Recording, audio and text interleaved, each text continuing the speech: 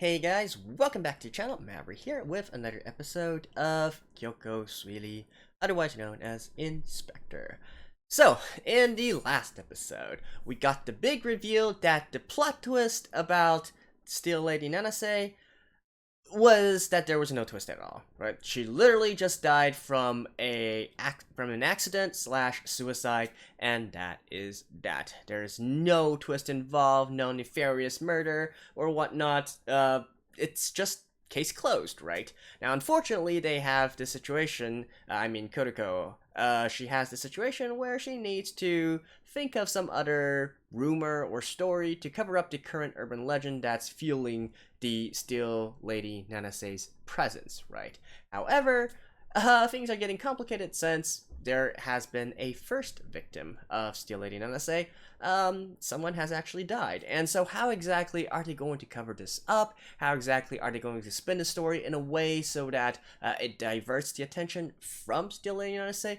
And more to the point, would that actually I don't know how to feel about this, right? Because then somebody would have been killed, but there was no the murder is never going to be apprehended, right? Because it's literally an accident. Sorry, not literally an accident. It's literally been done by spirits. So how is that going to work? I think it'll be very interesting to see the approach that this series takes to these kinds of questions. And of course, for me as a viewer, I really want to see Kuro's foresight ability in action. So without further ado, let's get into the episode. Alright, let's begin in 3, 2, 1, play.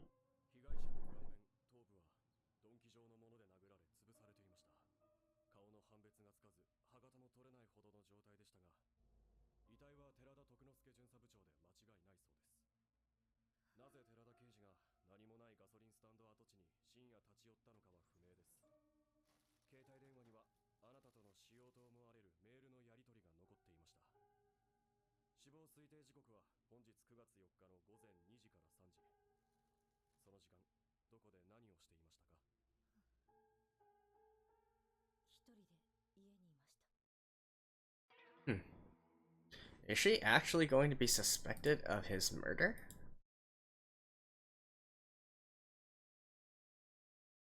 I mean, they were so far away. Even if she didn't have a complete alibi, even if it's found out that she wasn't in her home, that place is like so far away from the gas station, right?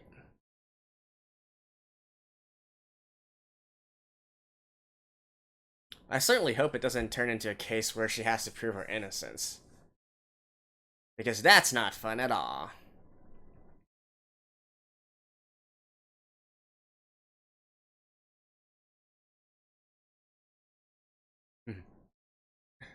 I'm still thinking how originally Oh. I guess now it kind of makes sense why Kuro has those light beams coming out. He's literally trying to grasp onto the branch of the future that he's driving towards. All those represent different branches of the future. That's funny. Originally, I thought Nanase was actually a spirit that had to be tamed in a sort of sense, and would later go on to become perhaps one of their companions.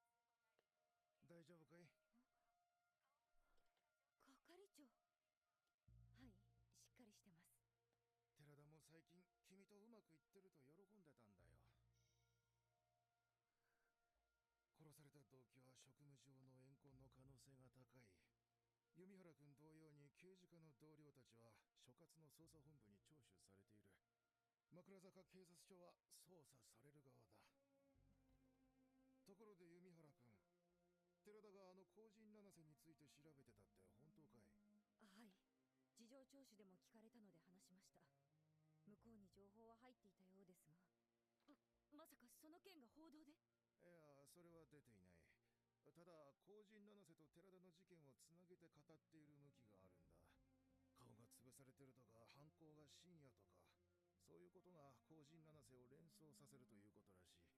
悪ふざけが過ぎるな。ええ、無責任ですよね。人の死をそんな風に噂するなんて。あの寺田が正面から撲殺されるなんて信じられないよ。一体何があったんだろう。私がもう少ししっかりしていれば、もっと強く注意するべきだった。弓原君のせいじゃない。けれど私は寺田さんに、争った後も抵抗した後も犯人の痕跡もなくて当然だ。寺田さんは後陣七瀬に殺されたんだ。寺田さんに冷たかったと思います。寺田さんの下の名前をさっき知ったくらいですから。仕方ないよ。寺田はその名前嫌ってたから。古臭くて締まりがないって呼ばれるのも嫌がってて、知らないものの方が多いよ。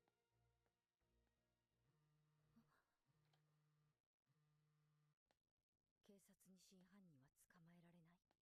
後陣七瀬もそれを生んだ何十万の妄想も、事件は迷宮入りするだろう。Yeah. あの怪物を裁けるのは真実を知りしかるべき力を持つ者だけだ。今朝ニュースが流れてすぐに、ついに後陣七瀬が殺人を犯したという話題がネット上で飛び交った。テレビも七瀬かりんの死と関連づけて語るものもある。一気に全国区だ。書き込み量も何倍にも増えている。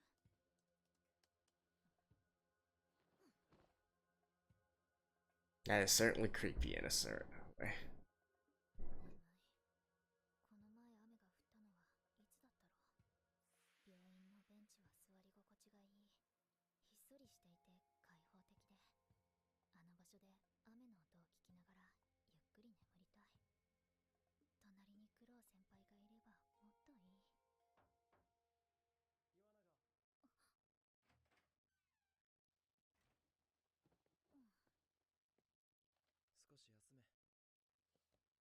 Ooh. ほら、糖分を補給しろ。ぬったりしています。小腹のすく甘さですよ。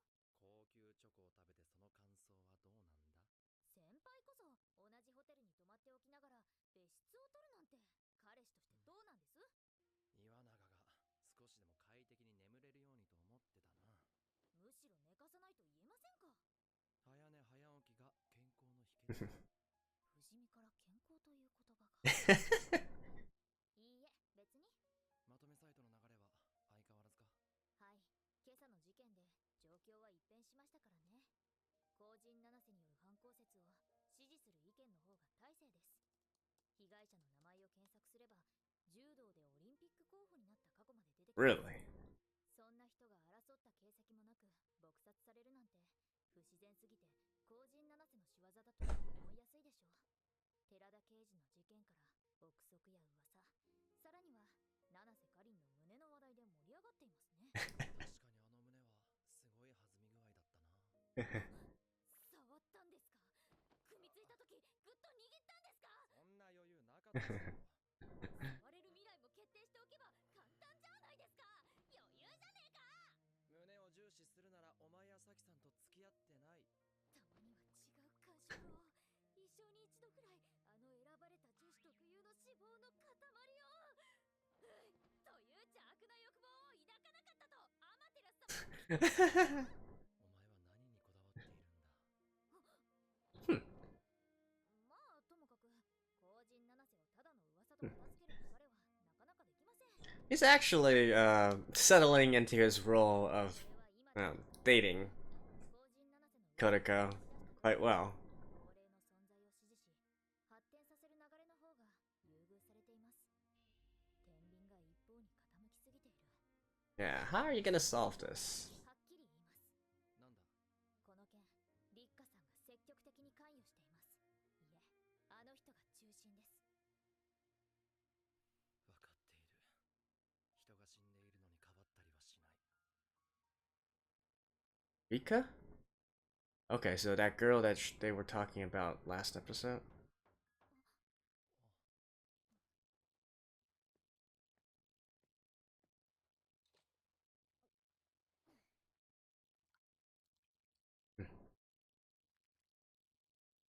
It wants to have a proper appearance.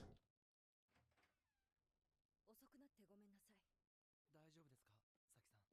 ええ、大丈夫。寺田さんの事件、後陣七瀬が犯人で間違いないのね。はい。これも事件を見たあやかしがいて、今朝私の元を訪れ、目撃情報をくれました。そう。バカな質問かもしれないけど、寺田さんは幽霊になって漂ったりはしないの？死んだ人間が皆化けて出てくるわけではありません。迷い出てこない方がその人にとっては幸せでしょう。そうね。 Normally, you need some very strong attachment to this world. ともかくまずい At least that's how most things go. この犯人が後陣七瀬でなければ都合がいいものだったんですが、顔が潰された死体ってもしかして。最初後陣七瀬による殺人という方向で盛り上がっていたところに、あれ、普通の殺人事件だったのかということになれば、その話題は噂と確定されトーンダウンします。同時に後陣七瀬の噂自体信憑性が薄れ、話題全体も色あせます。 Because people have some actual murders to worry about. That makes sense. 寺田刑事の事件を聞いたとき、正直この展開になることを期待したのですが、真犯人は後陣七瀬です。警察が今まさに動いている殺人事件となれば、整合性を取らないといけない情報も増えて、条件は一層厳しくなります。でもそれ以上に問題なのは、後陣七瀬の凶暴性が一気に増したことです。実際に殺人を犯したことで、噂の中の後陣七瀬は狙った相手を殺すまで追い詰める凶悪なものに姿を変えています。このままだと今晩また新たな犠牲者が出るでしょう。それも下手をすれば一人や二人どころか大量の死者を出しかねません。そんなまさか。これだけ全国的な話題になったんです。妄想はより過激な方向に膨らみ、怪物は急激に成長します。後陣七瀬を検証しようとするテレビの取材班やオカルト好きの集まりが街へ繰り出すなんてこともありそうです。その集団と後陣七瀬が出くわしたら皆殺しです。防犯カメラのある場所も多い。映像が捉えられ全国に流されてしまったら、一層後陣七瀬は人に知られ、その存在感を強める。合理的な虚構では解決しきれないものになってしまう。じゃあどうなるの？そうなってもまだみんなの妄想は後陣七瀬を願うってこと？願いはしないでしょう。 Yeah, it's not a wish. It's just a ここまで来れば多くの人 in underlying belief that she exists. Fear. 自分に害を与えないでくださいと祈るでしょう。あの亡霊が今後どんな力を得るか読めません。どうかしてる。現実ってこんなたやすく食い破られるものだったの？たやすくではありませんが、食い破られる程度でしかないのは確かです。だから誰かがその現実を守らなければなりません。今夜が山です。今夜のうちに後陣七瀬を倒さねばなりません。今夜が山っていくらも余裕がないじゃない。サキさん、情報をください。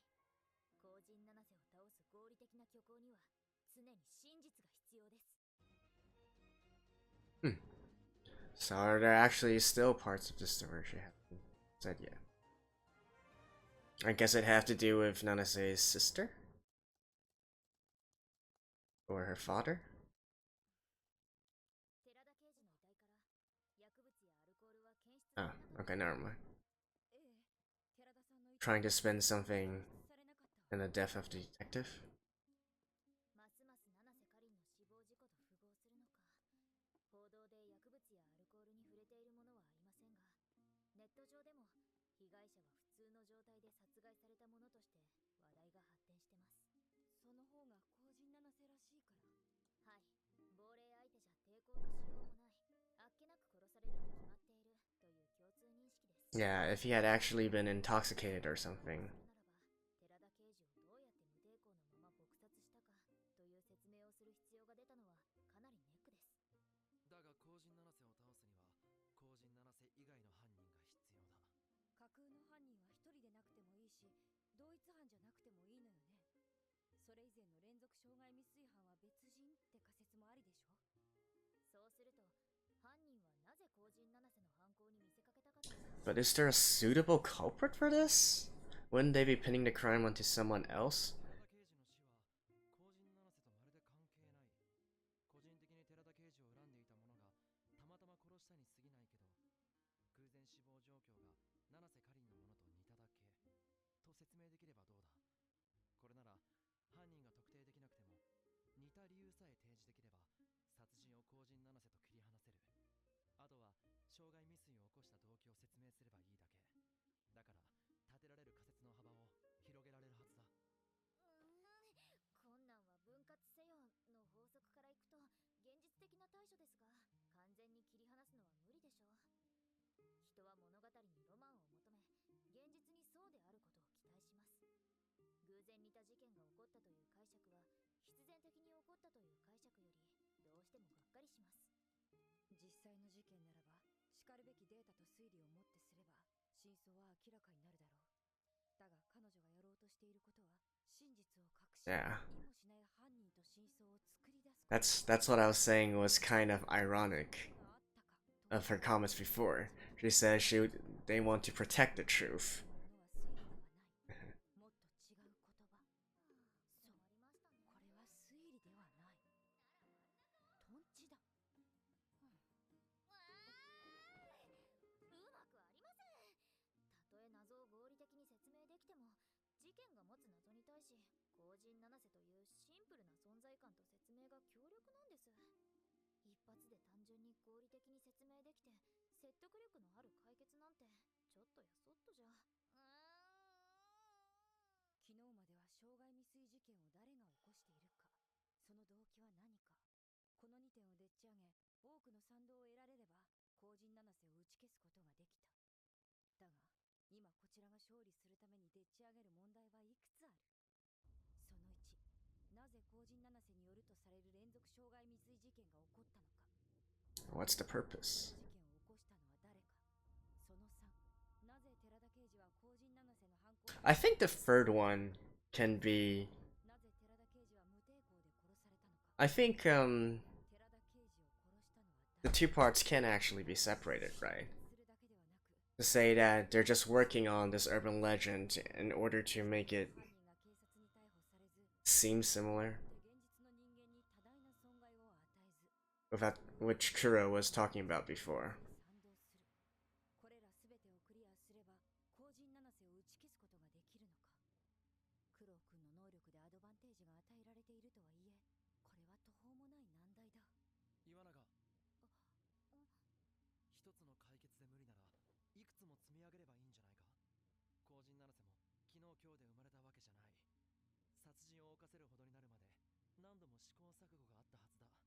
噂を生み、サイトを立ち上げ、気を引く書き込みと話題を積んでいく。話題が途切れ、興味が他に移るのを防ぐのに様々な手を使っただろう。でなければ想像力の怪物が短期間で生まれる現在はなかったよ。提示できる解決は一つだけって制約はない。さっきお前も言ってただろう。困難は分割せよ。段階を踏んで現実を、何十万の妄想をお前が望む解決に近づけさせればいい。そこに至るまで僕が起こりうる未来を決定し続ける。それをやると先輩が何度も死ぬことになりますよ。昨日そのつもりって言ってましたね。 Wait, I thought they didn't talk about this to Saki yet.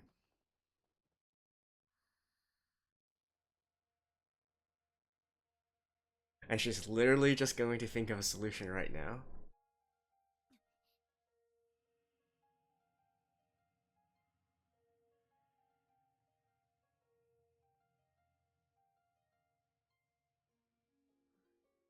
彼女は昨日からずっと情報を分析し、どう使えるか、どの真実を嘘にできるか、不確かなものが何で確かとされているものが何かをひたすら試していたに違いない。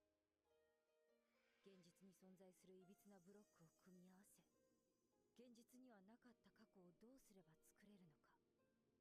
真実を求めるよりも一層過酷でバカバカしい空虚な虚構構築サミット、それが今完成しようとしている。Well, to be honest, that's what storytelling is, isn't it? If you want to write fiction that's believable, it has to be logical. Which heaven knows, a lot of anime and いけます。 light novels, mangas and stuff don't really follow. それで真実を私好みに丸め込みます。後陣七瀬、必ず今夜倒します。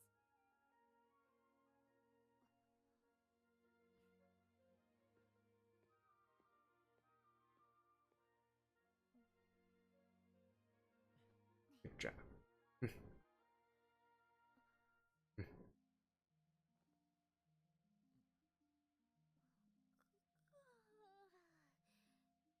少し眠ります。9時前に起こしてください。それまでに後陣七瀬出現の知らせがあれば、その時点で。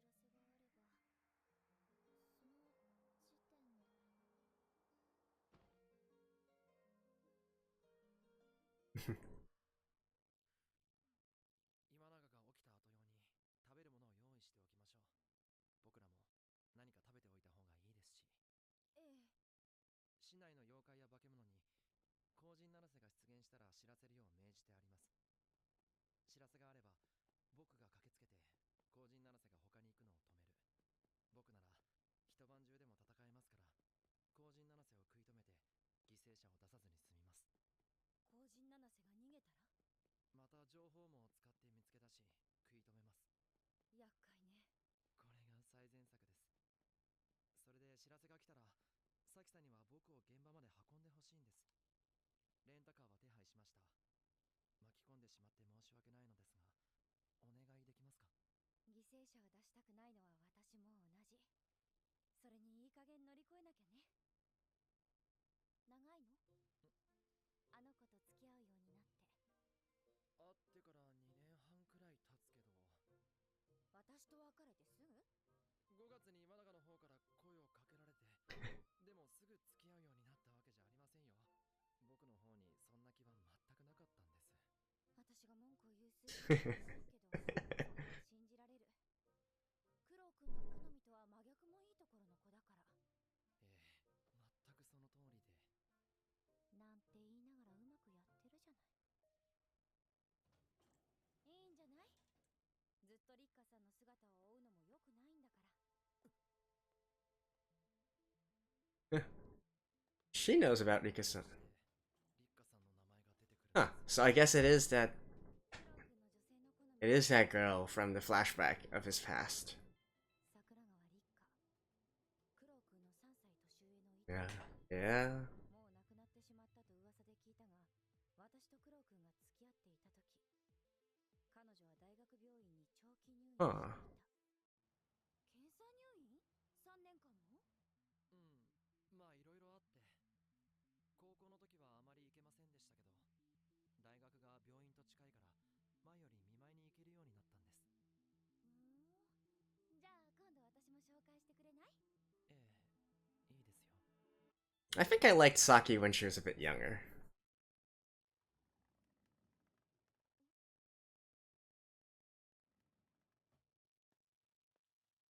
Huh.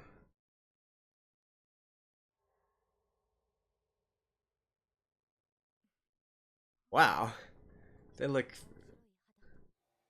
白い肌と薄い体をした綺麗な人だった。 Huh.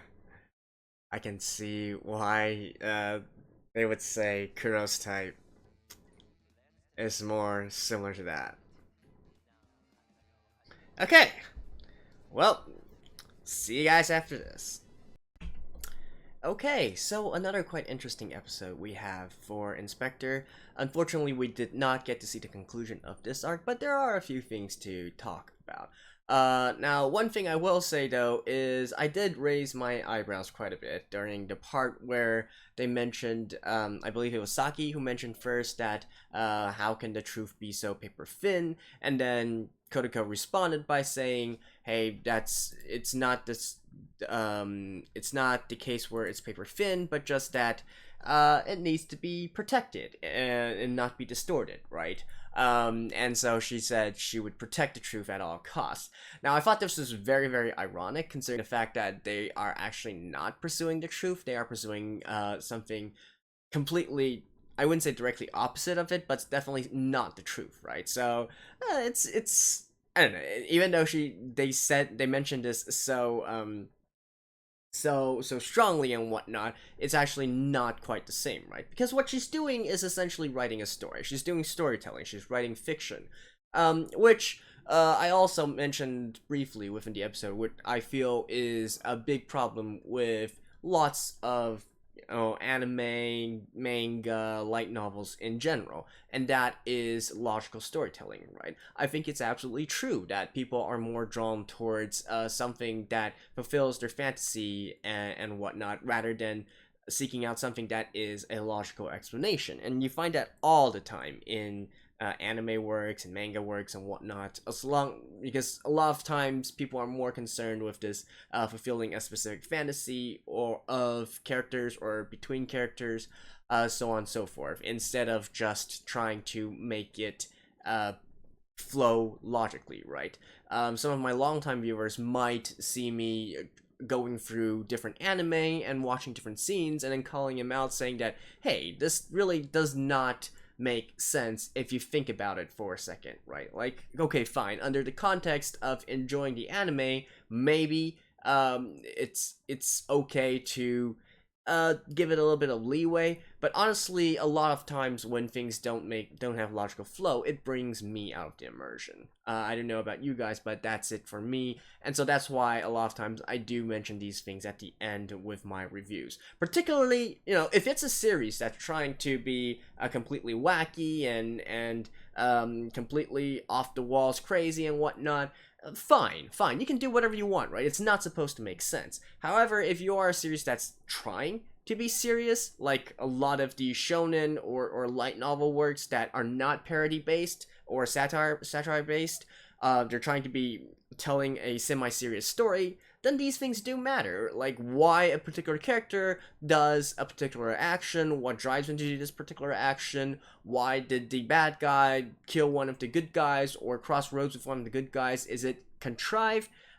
Is it something that didn't necessarily have to happen, and instead it's just it's just a literary device to get them to cross roads, or is there actual meaning behind this, and causing them to cross roads with each other rather than just a random encounter, right? I feel like that's actually a very important skill that honestly too many series miss out on. But that was a little bit of a tangent, right? So let's talk a little bit about how exactly they are going to do this, right? Now, I quite like the approach that they were going for within the middle of the episode, and that is to divide Steel Lady Nanase completely away from the murder of Detective Terada, right? Because even though he was actually murdered by the Steel Lady Nanase, they're trying to dispel the rumors, right? They're trying to weaken the rumors, so it makes sense to sort of divide these two, because crossing this line is when the rumors of Steel Lady Nanase really gets going, and that's going to increase her power. So divide this first. And I think that is also, to me, I would think that is the best way to do it as well. It actually reminds me of this is something that I actually only recently learned. The author by the name of Chesterton, G.K. Chesterton. He has a series of detective novels featuring a certain detective, Father Brown.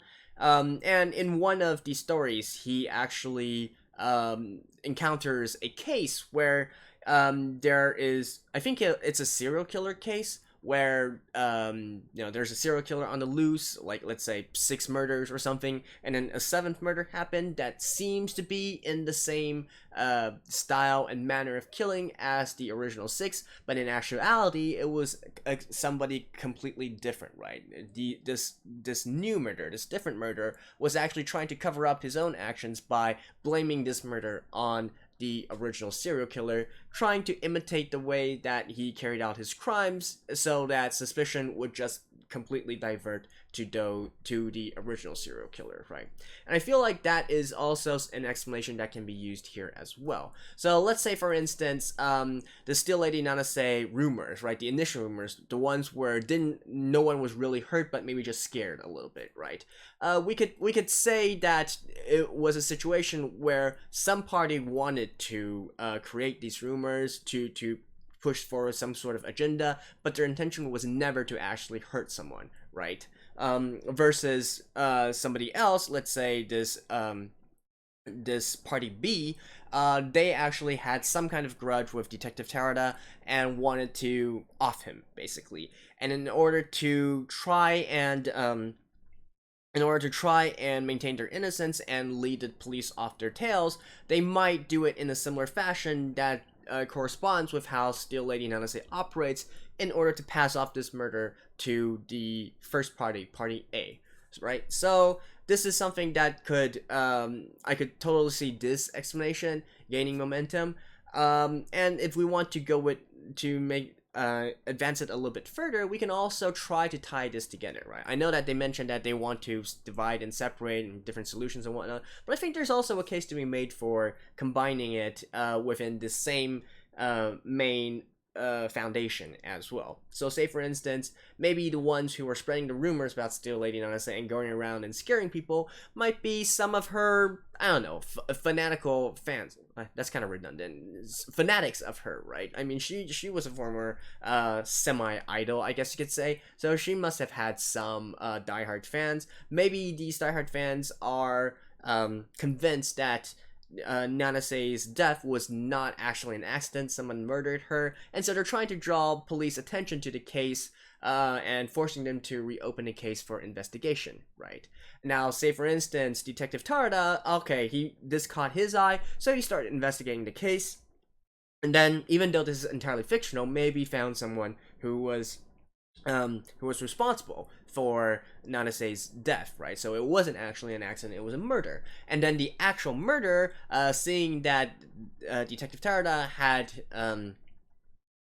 encroached upon this case, decided to take him out, but do it in a sort of method that was similar to the rumors, so that blame would go back to the guys who are spreading the rumors and whatnot, right? I feel like that might be one sort of explanation for this entire scenario. Now, the catch here, of course, is how exactly did the murder of Detective Tarada manage to do so without... how did he manage to ambush him, basically? Because obviously he's not going to win up in a straight-on fight. If Detective Tarada had any suspicions about this Party B, he wouldn't have been done in so easily, right? So it could also be a possibility that this someone is maybe someone close with Nanase, and Detective Tarada was actually just meeting with him for some information, right? He wanted to gain some information about this, and then using the element of surprise, this Party B managed to kill Tarada. And does that completely work? I don't know. There are lots of things you can argue about this, right? But at least it makes sense logically, right? You can definitely have you can definitely see the underlying logic here that's threading through the entire thing. Now, of course, the biggest problem here, even just for me looking at this, is that there's no smoking gun. And what I mean by this is that there are absolutely no suspects at all, right? Because think about it. Even if you do lay this out piece by piece, and it all makes sense, it's all logical and whatnot, if you don't find any particular suspect or any particular motivation or whatnot for this, that has concrete evidence, and it's not just pure deduction made on the police's side saying, hey, we believe it's this, but there's no evidence to support it, then that really doesn't work, right? Why would people believe this over some made-up tale, unless you really don't want to believe in the supernatural, right? So that's the biggest flaw I see right here. There's no smoking gun, there's no hard evidence that indicates anything to the contrary of what actually happened. And so that's why I'm having a lot of trouble figuring out how exactly they're going to continue with this. Because with no evidence, are they going to plant evidence or something like that? But I guess we'll learn in the next episode. But that would be how I do it, anyways. If I had the choice, although it will be interesting to see how they eventually do it. We also get the name of the lady from Kuro's flashbacks, and also I believe at the end of last episode where we see a lady in a, I guess, hotel room staring at the computer and whatnot. So she's probably involved in this case as well, and it is confirmed that she is Kuro's cousin as well as his first crush, I guess you could say. So that is quite interesting and definitely something to take note of going forward. I don't know if we're actually going to get the conclusion to that story in this season. I would think not, considering that we aren't even done with Still Lady Nanase yet. But who knows? So yeah, that's my review for this episode. And I actually really did enjoy the little intimate moment between the two, between Kotoko and Kuro. We definitely have too little of it. I would definitely enjoy more, of course in moderation, but that obviously makes it all the more sweeter. So that's it for this episode, guys. I will see you guys next week. Till then, bye bye.